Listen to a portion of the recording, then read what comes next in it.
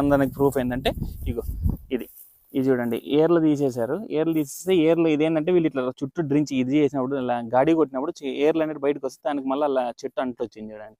చెట్టు చచ్చిపోయింది. సో కానీ ఈ ఏర్లకి మళ్ళీ వచ్చిందంటే వేర్లకి ఫిల్టర్ అదని ఇంతకుముందు మనం మాట్లాడుకున్నట్టు ఇదేమన్నమాట ప్రూఫ్. సో మనం అందుకే నేను ఇంతకుముందు కూడా చెప్తున్నా, ఇది మామూలుగా వేరంట్లు అంటారు అన్నమాట దీన్ని. ఇది కూడా ఒక మెథడ్ దాని నుంచి ఇట్లా అంట్లు కట్టుకోవడానికి. సో ఆ రకంగా ఇది బతికింది చూడండి.